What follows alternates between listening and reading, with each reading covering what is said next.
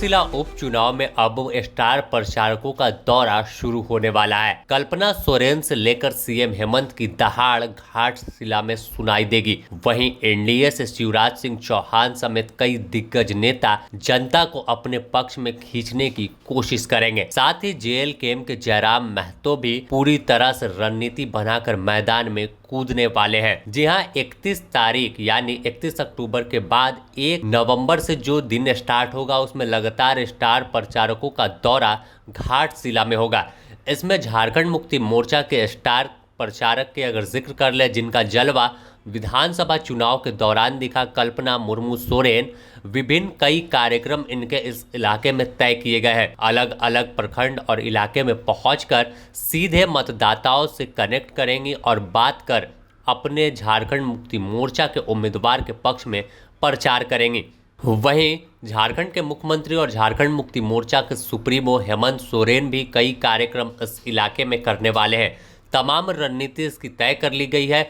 बस 1 तारीख के बाद से इनका कार्यक्रम शुरू होने वाला है। तो जिस तरह से कल्पना मुर्मू सोरेन और हेमंत सोरेन के भाषण देने का स्टाइल हाल के दिनों में अलग तरीके का दिखा, खासकर कल्पना मुर्मू सोरेन, तो जिस तरह से वह भाषण देती हैं, जिस तरह से लोगों से सीधा संवाद करती हैं, और सबसे बड़ी बात घाटशिला में कल्पना सोरेन और झारखंड मुक्ति मोर्चा को फायदा होने वाली है कि कल्पना सोरेन भी कई भाषा की जानकार है। संथाली लैंग्वेज भी वह बोलना जानती हैं, अगर फिर बंगाली के देखें उड़िया भी बोल लेती हैं। और जब घाटशिला आप जाएंगे तो जिस अलग अलग क्षेत्र में जाएंगे तो कहीं लोग हल्का हिंदी जानते हैं, कहीं बंगाली भाषा बोलते हैं, तो कहीं पास संथाली का इस्तेमाल करते हैं। तो यही वजह है कि कल्पना सोरेन जब जाएंगी तो सीधा जनता से वह कनेक्ट हो पाएंगी, जनता भी इनकी बात को समझ पाएगी सरल शब्दों में कि आखिर यह बताना क्या चाह रही हैं और क्या अपना वादा, क्या एजेंडा लेकर कल्पना मुर्मू सोरेन पहुंची हैं।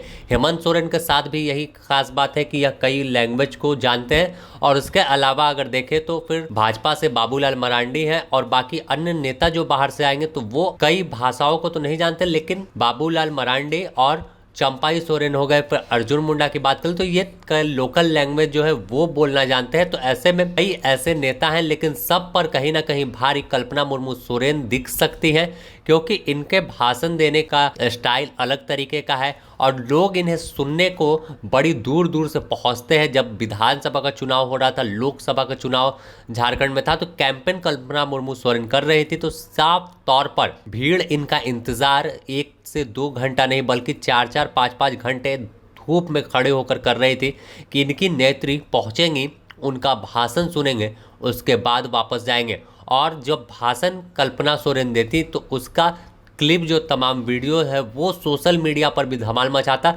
तो साफ तौर पर वापस से करीब 1 साल के बाद कल्पना सोरेन फिर से दहाड़ती हुई दिखेंगी चुनाव मैदान में। और इस दौरान इनका एजेंडा साफ रहेगा कि किस तरह से झारखंडियों को घुसपैठिया करार दिया जा रहा है, क्योंकि भाजपा लगातार घुसपैठ के मुद्दे पर चुनाव लड़ रही है, विकास के मुद्दे पर चुनाव लड़ रही है। और झारखंड मुक्ति मोर्चा इस एजेंडे को लेकर चल रही है कि झारखंड के लोगों को घुसपैठिया भाजपा बता रही है और मैया सम्मान योजना, इसे खासकर भुनाने की कोशिश है पूरे चुनावी मैदान में कि मैया सम्मान योजना का लाभ सभी बेटी बहन को मिल रहा है। इस योजना का जहां पूरा झारखंड एक तरफ तारीफ कर रहा है, तो लगातार झारखंड मुक्ति मोर्चा के नेता यह बयान देते दिख रहे हैं कि भाजपा और एनडीए के तमाम नेता मैया योजना के विरोधी हैं। तो यह संदेश देने की कोशिश होगी जिससे मतदाताओं का रुझान और भी बढ़े। हालांकि माहौल क्या होगा, क्या जयराम महतो गर्दा मचाएंगे या फिर बाबूलाल मरांडी अपने प्रत्याशी बाबूलाल सोरेन के लिए कितना प्रभाव डाल पाएंगे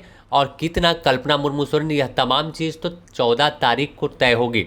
लेकिन इससे पहले माहौल अब पूरी तरह से चुनावी बन चुका है और सरगर्मी बढ़ती जा रही है। घाटशिला की तपिश रांची तक देखने को 1 तारीख के बाद से मिलेगी और बयानबाजी और राजनीति काफी बढ़ी हुई दिखेगी। बने रहे द न्यूज पोस्ट के साथ। इस विधानसभा उपचुनाव से जुड़ी हर अपडेट आपको सबसे पहले हम पहुंचाएंगे।